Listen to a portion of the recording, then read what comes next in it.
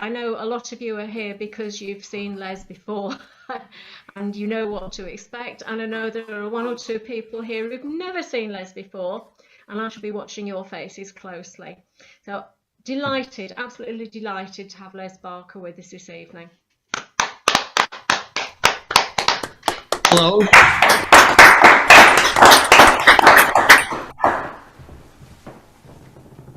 Would you like one to join in with? Yes. Probably just at home on your own, unless we want an avant-garde one like the Happy Birthday. Arnold was an armadillo, and oh so in need of romance. And it chanced that one Saturday evening, Arnold went out to a dance. The moment he walked in the room, he saw her as if he had known she'd be there at the side of the stage. All he wanted, all in black, all alone. She was there, she was his, dressed to kill. Oh, if only his glasses were cleaner. For he was an armadillo, and she was a concertina. He struggled to make conversation. He leapfrogged from topic to topic. If only she'd say something back. If only he wasn't myopic.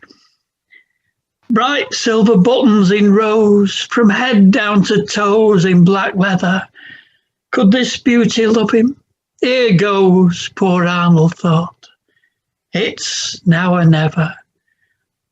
He could picture her head on his pillow. He'd loved her the moment he'd seen her. But he was an armadillo, and she was a concertina. You can't help but feel for the lad, though, how happy poor Arnold would be if they could make love in the shadows, and no one would see. Alas, what he hoped might have been a sweet secret was soured completely. Sex with a concertina is rarely accomplished discreetly.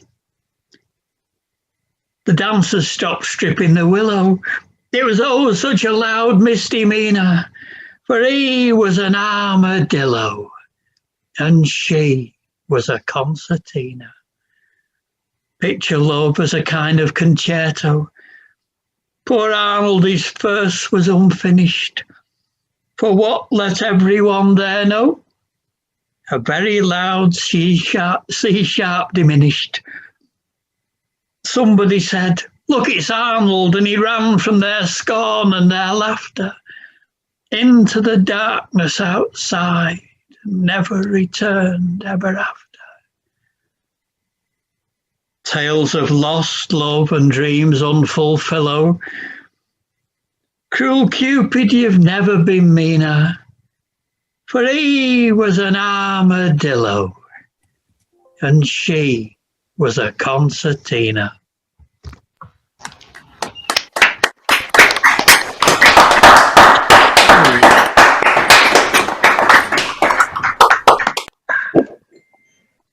Right.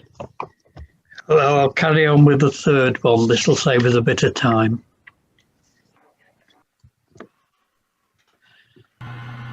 I've got an occasional table. There it is over there. You can tell it's an occasional table. Today's its day off, it's a chair. I've got an occasional table.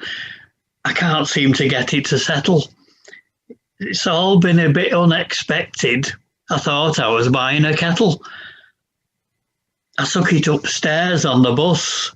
Always get the bus back from town. It was then it turned into a wardrobe. Took 6 of us to get it back down. I've got an occasional table, but some of the time I've not. I always rush me dinner. You never know how long you've got. I think I might have another, Excuse the element of doubt. It's the kind of occasional table that's only in when you're out. I thought if I had two, they might breed.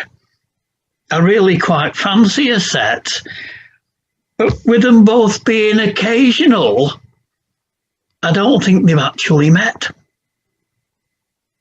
I've got some occasional tables. I'm never quite sure where they are. I'd quite like to have a settee, but so far they've not gone so far. Sorry. I think therefore I am. All we believe stems from this, except my occasional table, which only occasionally is. Perhaps it's a parallel universe where they all go to live quite a lot, where they're called usual tables, and only occasionally not. An infinite number of occasional tables would ensure there was always one there. I've got an occasional table. Look, here it is. It's a chair. That's it.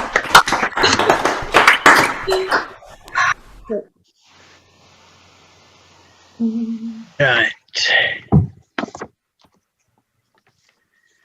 This one's about gardening. It's one I wrote after I moved to Wales, because when I lived in Manchester, I never had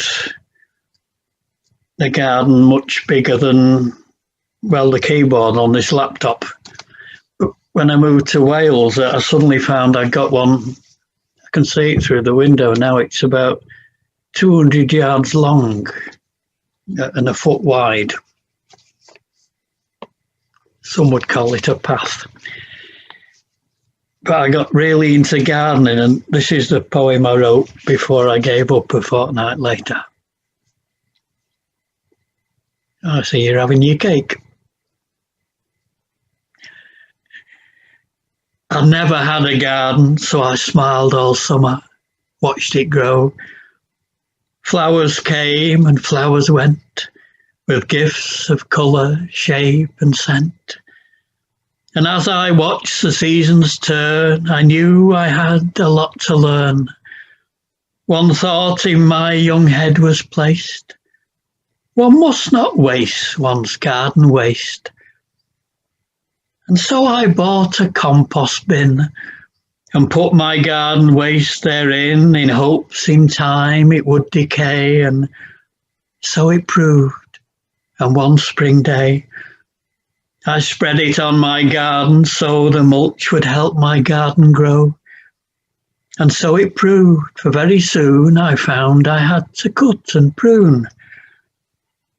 I cut and pruned and hacked and mowed.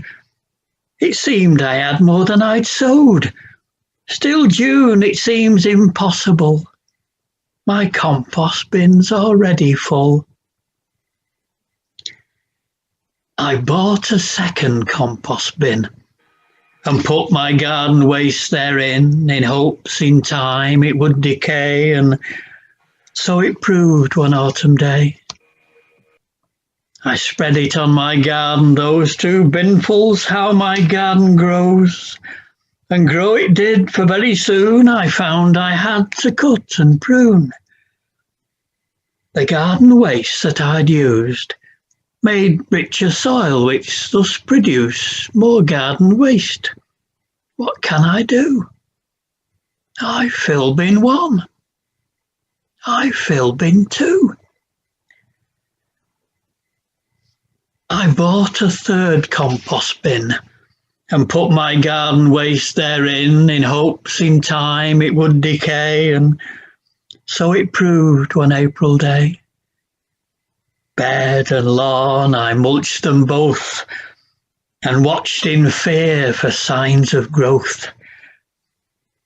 And grow it did, for very soon I found I had to cut and prune. and hack and trim and mow and chop another bloody bumper crop. And a vintage year for garden waste, and soon the problem must be faced. I make a start. I fill bin 1, bins 2 and 3, the work goes on, for I have cut and gathered in enough to fill another bin. I went and bought bin number 4, but I'll not do this anymore.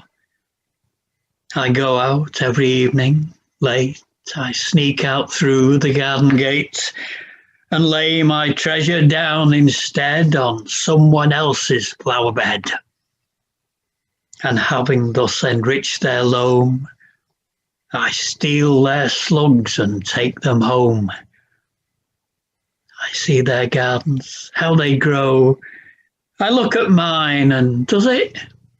No.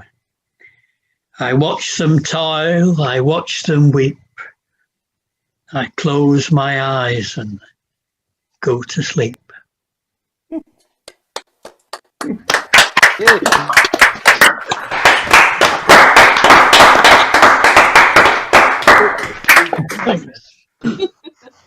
This one's slightly different.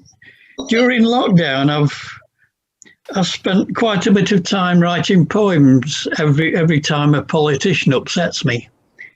So I've written probably about 80 about Boris so far. But every now and again, Priti Patel upsets me. And this is one of hers.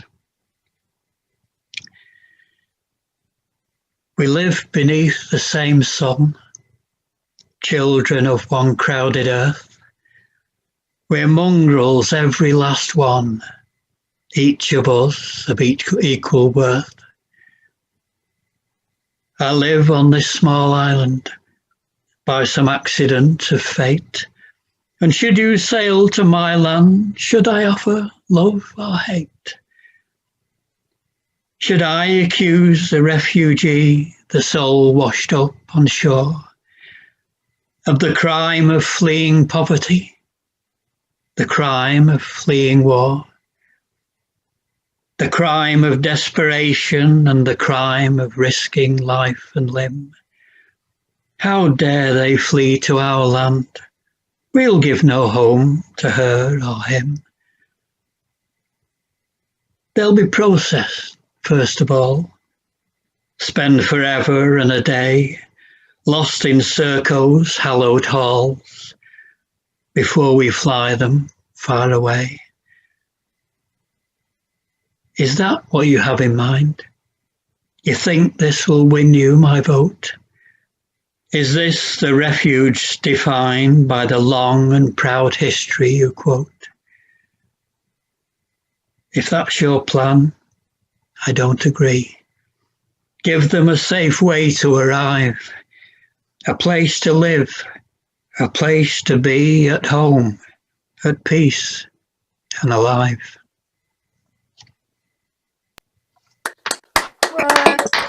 Fabulous.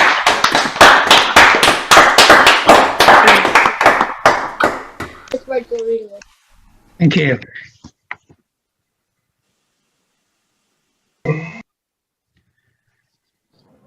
It was a calm, still day in Yarmouth, the channel clear and wide, as the last of the timber sailing ships sailed out on the evening tide. They never saw that ship again. They searched when it was light, but that fine old timber vessel sank that clear and peaceful night. No one knows what happened on that night in 1910. But the crew and her cargo of woodpeckers were never seen again.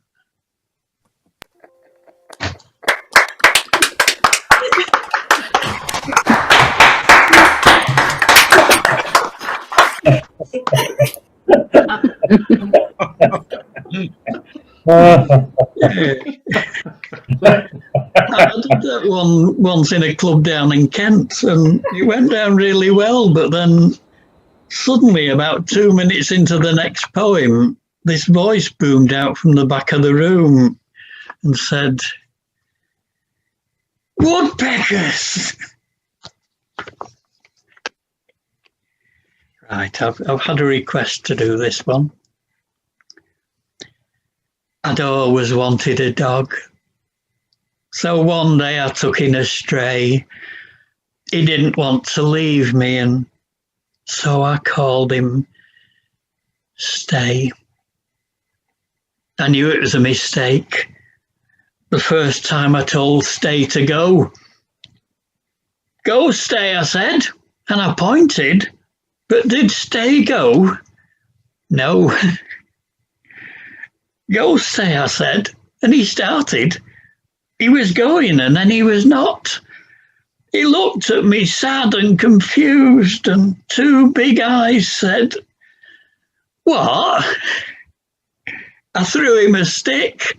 I said, "Fetch Stay." He started and stopped all in one. I never got round to "Come here, Stay." Stay couldn't come, he'd not gone. He wanted to please, but he couldn't. I spoke, but he just didn't know. So I got him a spaniel for company. I shouldn't have called it Go. I said, "Stay, go," and Go would stay a second, then both Stay and Go were away. I had to shout, "Come here, Stay and Go." They were coming and going all day. I said, "Stay, go and stay." I tried Go, Stay and Go. Nothing seemed to get through. It's not they were both saying no. They were both saying, "Does he mean you?" It's all very well in the park, but what if we stood at the curb? Two lost souls in the dark.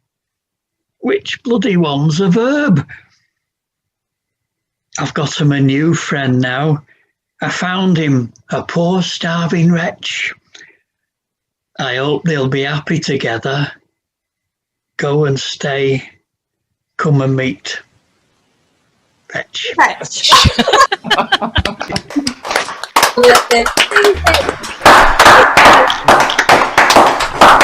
you for that, Les. Thank you. I've never performed that one to a cat before. Oh my God. More than one cat. Yeah. Right. This is another one you can join in with quietly at home. Once my soul was filled with anger. No place for peace in me somehow. To me, serene was just a malt loaf. And Zen was just not now. I did this poem in Guildford once, and when I got to serene being a malt loaf, nobody knew what I was talking about. Then I found Shih Tzu. I have solved life's Rubik's Cube. My karma had a puncture. I have found my inner tube. Shih Tzu has changed my life. I find it almost holy to be waving a small dog around. Very, very slowly. We stand in lines at dawn, silent in the park, waving a small dog in a slow and perfect arc. Or if time be at a premium, tranquility may be found by putting them on leads and whirling them around. I find my ire is lower. I am cured of melancholy by waving a small dog around, very, very slowly. On Sundays you'll find us in our driveways. There we are. We dip the dog in soapy water and slowly, slowly. Shampoo the car. We care not for your scorn, for we have the antidote. We take a small dog and we ram it down your throat. What wards off influenza? What keeps away E. coli? Waving a small dog around. Very, very slowly. And if you have a guide dog, don't be shy now. Have a go. Lift it overhead and slowly wave it to and fro. Rotate it anti-clockwise, slowly and with grace. If only you could see the look upon its face. Some of usually made muesli. I will stick to guacamole.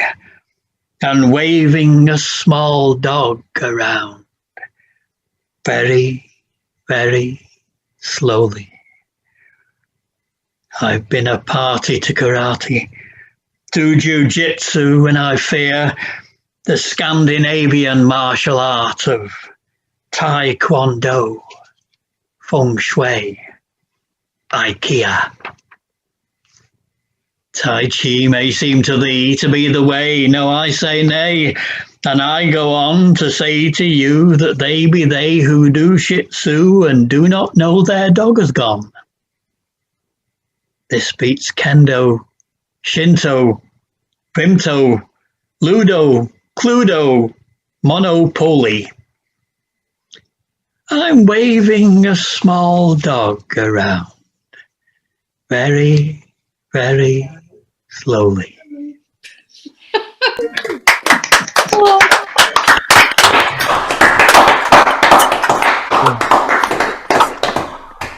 Thank you.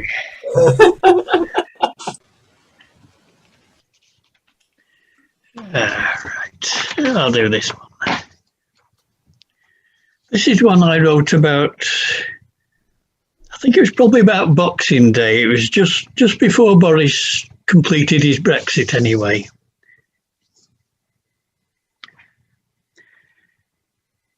I had everything under control. My world was not off its rails, except for the top half of England, Northern Ireland, Scotland and Wales. It seemed that I had it all sorted. The north was quite nicely tiered. But sometime between now and last year, my oven-ready Brexit disappeared. Remember, I told you I'd got one, and I'd get it done, that was clear. I've looked everywhere, but there's not one. Or if there is such a thing, it's not here. Maybe Dominic took it to Durham, and when he came back, he left it behind. He was having childcare issues, and remember the poor man was half blind. I've no idea where it might be. I haven't seen it, have you? Who could have lost it? Not me. I'll blame the dog, that'll do. It's not in the fridge or the freezer, the bread bin, the cupboard, the shed. I've lost me oven-ready Brexit. We'll make do with a turkey instead. I haven't a clue where it went. I asked Michael Gove.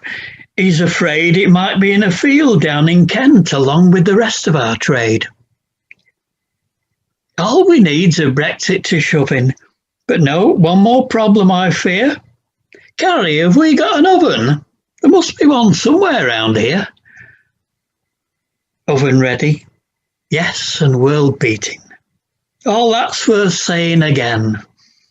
This is no time for retreating, as Lord Cardigan once told his men. Every day now we close on our goal. When we reach that line, when we've crossed it, on that great day we'll take back control. And before the day's out, I'd have lost it.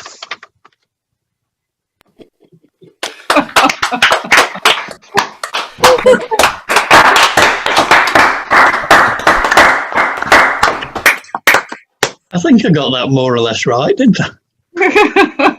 Definitely. Yeah. Long ago in an inflatable land, where the inflatable king and queen rule, an inflatable boy in the village of Elftown went to inflatable school. At 9 a.m. on the inflatable dot, inflatable lessons begin. Nobody knew the inflatable boy had got an inflatable pin.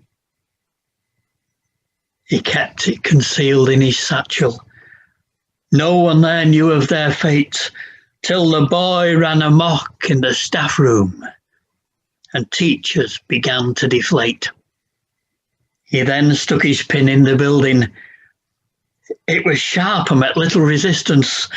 Just a hiss at the start, then a deafening fart, and the school flew off into the distance. Inflatable boys, but inflatable pins. No inflatable parents get stroppy. The inflatable boy turned a pin on himself, and in no time at all he was floppy. He was saved by a man with a bicycle pump, an inflatable puncture repair kit to boot. But when he came round the next morning, by his bed was a man in a suit. Oh, dread, the headmaster, half covered in plaster, alive but not up to full pressure. Not enough PSI, but pure wrath in his eye, filled not with air, but displeasure. Now then, young man, the headmaster began, in the inflatable hospital in Elftown. You've let your teachers down. You've let your school down. And now you've let yourself down.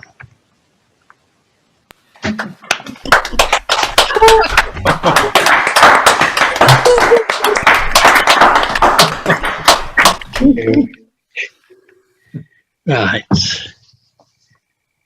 Oh, I'll do an old one. You can join in with this one as well if you like. Roll up, cried the ringmaster. See the man on the flying trapeze. The one we've just fitted with elastic. That's him over there in the trees.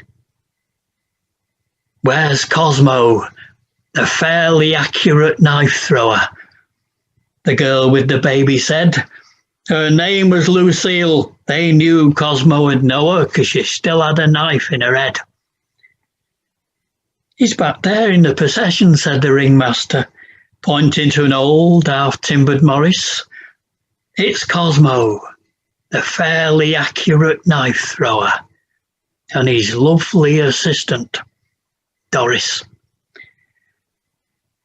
Lucille stormed up to him in anger, gave him the baby. He didn't resist. He was shamed by the memory of the night she conceived. He'd aimed for her sister and missed.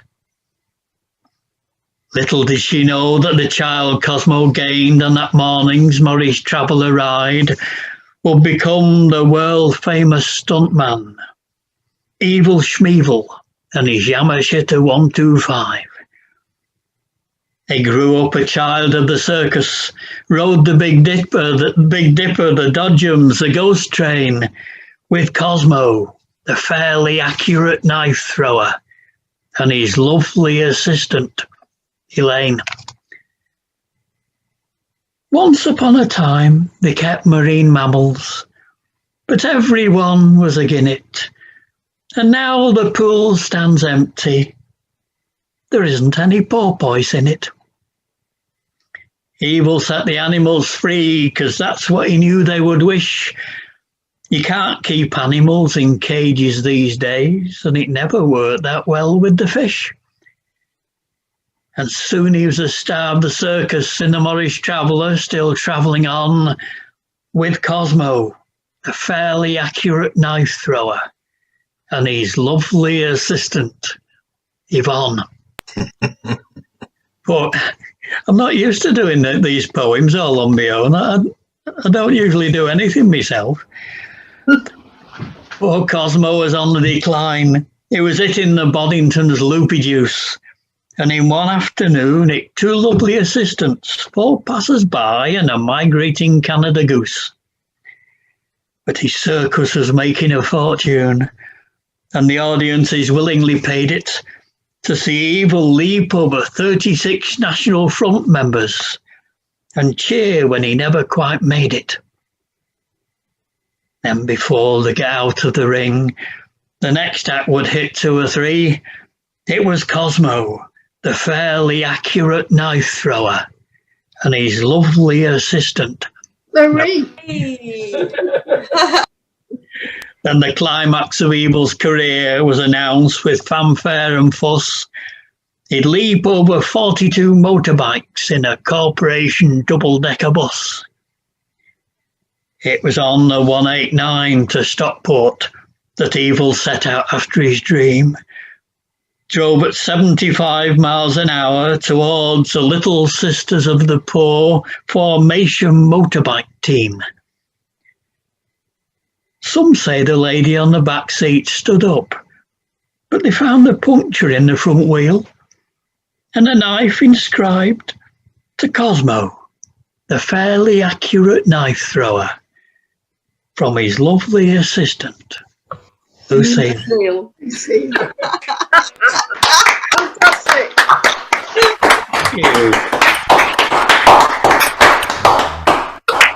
If I do about another 2, would that be about right for Wonderful. Yeah, okay. Right. Yes. This is about something I've noticed a lot during the autumn. It seems to be becoming another of our traditional folk customs. And I spotted it again last autumn while we were allowed to go out to places, and I wrote this poem about it. It's a part of the passing of seasons, where once there was bird song before. The song of late summer is coming. In August we'll hear the great roar, as folk dance with the coming of May, and at harvest time bring in the sheaves. It's the ancient festival of leaf blowers. They'll be out rearranging the leaves. It's the call of the concept of tidy. Our streets will be filled with their sound. All weekend and Monday to Friday, they'll be moving the bastards around. You'll see them each day at their labours, hard at work in defence or attack, some giving their leaves to their neighbours, some blowing their neighbours' leaves back. Sometimes, as I watch the leaves fall, I ponder on days such as these. Perhaps we should iron them all and stick them back up in the trees. I have studied, I listen and look. It all seems quite futile to me. I've been told that leaf blowers can suck, and I have to admit I agree.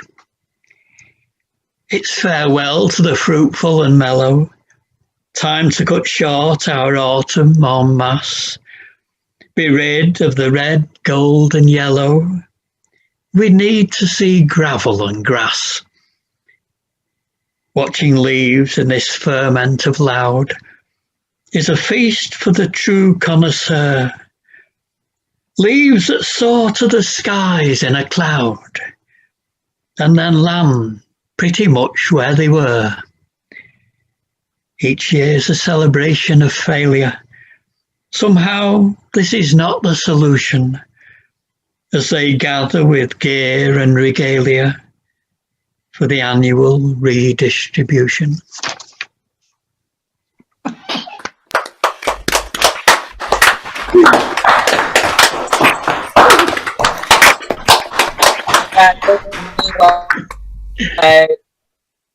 I found that almost everybody I've ever read that to has actually got one of the wretched things. Right, I'll finish this off with this one. On a cold, rainy night on a Liverpool quayside, in the years before the Great War, the crowd was in shock at the loss of Titanic. So proud had they been days before. Lovely. Sorry, Les, you'll have to unmute again. Sorry.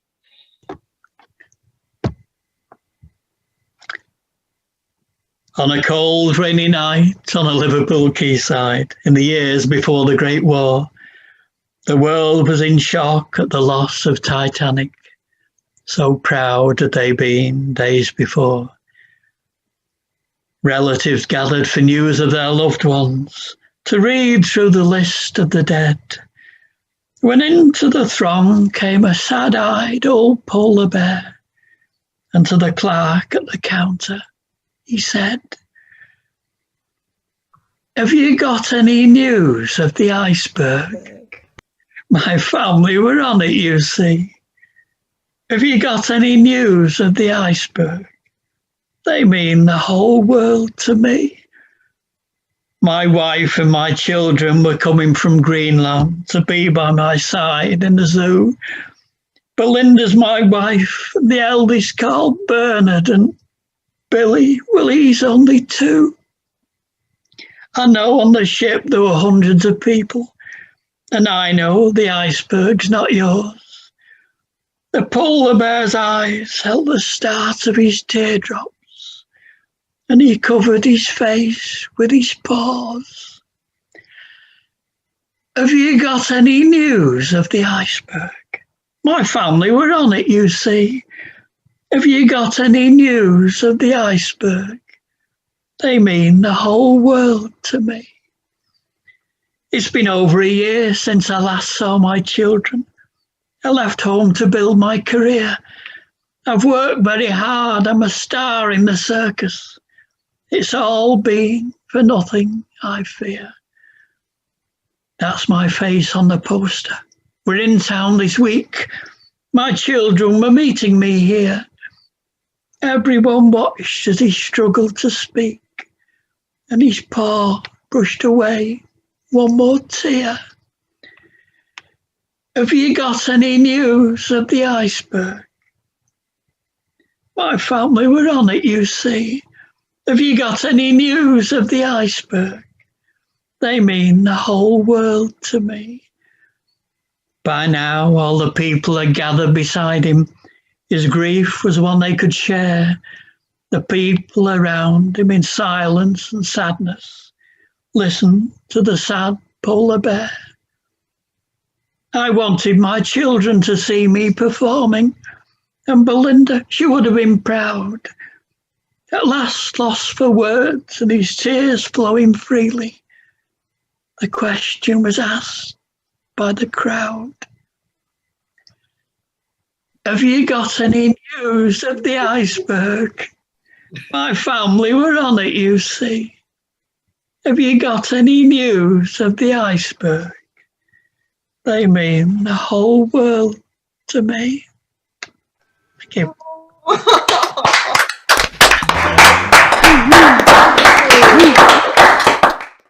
Shall we have a go at Guide Cats for the Blind together? The word futile springs to mind.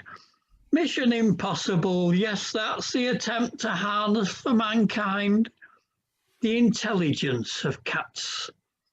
You've made a basic error, now let me expound. This master-servant thing's okay, but not that way round. We don't do the faithful subjects. We don't do the daily grind. You should never have attempted this. Guide Cats for the Blind.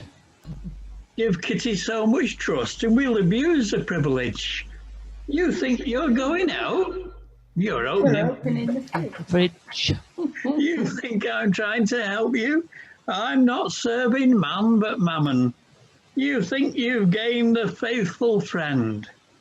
You've lost a plate of salmon. I might lead you down the high street. I'll be back when I have dined. We get very, very hungry being. Guide cats for the blind. It can't be very pleasant, of this I've little doubt, to have your head stuck in a cat flap, whether facing in or out. You could be here a day or two with half of you out in the rain. I've got to go, I've things to do. Maybe I'll pass this way again. A dog would go for help. Cats are not that way inclined. Cats have better things to do than being Guide cats for For the blind. some matters I am ignorant, but this I know for certain. The best place for a blind man isn't halfway up a curtain. Why do they have to be up on the roof at 4 a.m? It's the perfect place for me, but what's in it for them? That's where I had to go, and he just tags along behind. I don't know why.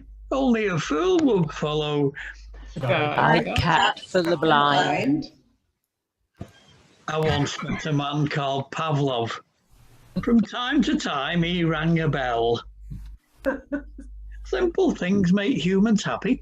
But I have to say that, well, I found it a disturbance, and poor chap, I think he knew it. And soon they only rang his bell when I wanted him to do it. Did you ask for our assistance? If you did, well, we declined. Here we are, an oxymoron. Guide cats for the blind.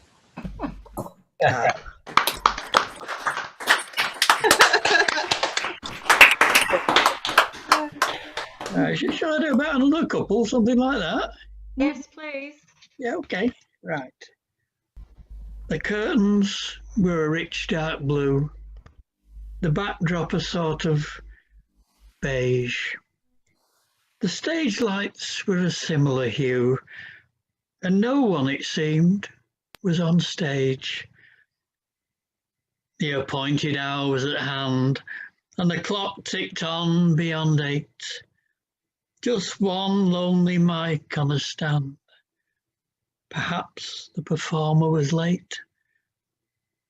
It was then that he came into view, changing from beige into red, to yellow, then orange, then blue.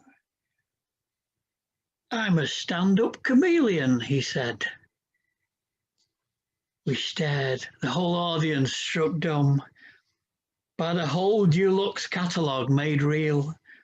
He was sorbet and sumptuous plum. He was sapphire and saffron and teal. For an hour we had more of the same. He was orchid and emerald glade, a flash of flamingo and flame. It was then that he started to fade. Exhausted, he slumped to a chair, by now a pale nondescript brown. Stand-up chameleons, to be fair, are not going to do it, sat down. The curtains were a rich dark blue. The backdrop a sort of beige. The stage lights were a similar hue, and no one, it seemed, was on stage.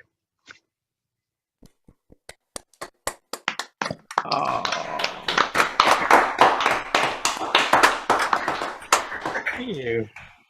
I'll finish off with this one. Go placidly amid the noise and haste, and remember what peace there may be in silence. Do not walk behind me, for I may not lead. Do not walk in front, for I may not follow. Go over there somewhere. Speak your truth quietly and clearly. Be open-minded, but do not lean forward or your brain may fall out. Know that there'll be good days and there'll be bad days, and this is one of them. Never accept a drink from a urologist. Always dismantle and clean the dog before going to bed, but avoid the use of spot remover. you may never see him again. You're a child of the universe. It is a small world unless you have to paint it. Do not wish for everything unless you have a really big cupboard. And do not worry about the pace of life. Concern yourself only with the sudden ending. Avoid loud and aggressive persons.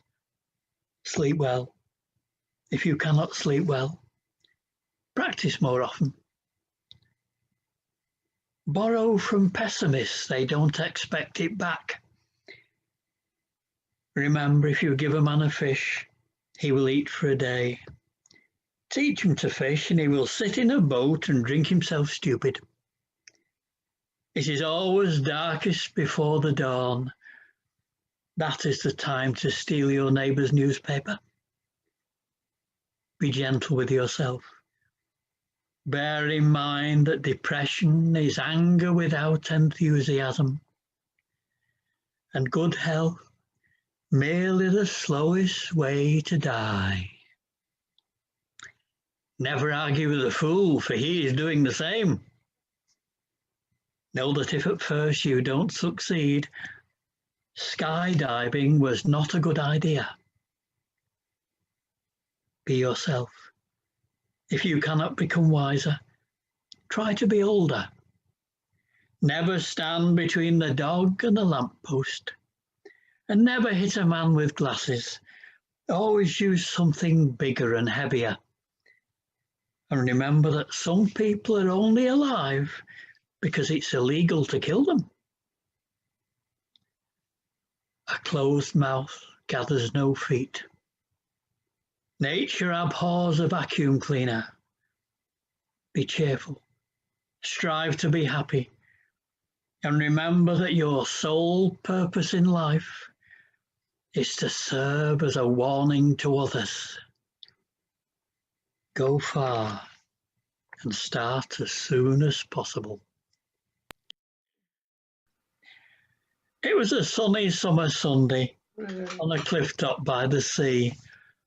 I had made myself a picnic lunch, some sandwiches and tea. I'd been there half an hour when I heard a sort of moan, and gradually it came to me that I was not alone. He was hanging by his fingers from the edge of the abyss. He'd been there quite some time. Now, let me tell you this. When it comes to clifftop picnics, I find it pays to be particular. Always choose the horizontal part. Altogether, Never the perpendicular. I could see he'd lost his tablecloth, his condiments as well. His teapot too was missing. He was upset, I could tell. There was no long preamble, no extended peroration. He limited himself to help by way of conversation. It's a very English thing, but as he hung above the sea by his fingertips, I asked him, "Would you like a cup of tea?" I poured the man a cup, and he was so elated, he took it from me straight away. Perhaps he should have waited. He clung on by his left hand, in his right his cup of tea. His options were quite limited. His fate was up to me. In view of his position, my next move was not a smart one. I said to him, "Do you take milk?" and handed him the carton. I was afraid that he had gone to certain death so far beneath, but as he passed an overhanging branch, he clung on to it with his teeth. In his left hand, still the milk. In his right hand, still the cup. I leaned over the cliff top. I looked down. He looked up. When they asked, was it my fault? I must confess a great unease. I called down, "Do you take sugar?" He looked up and said, "Yes, please." Please. Thank you.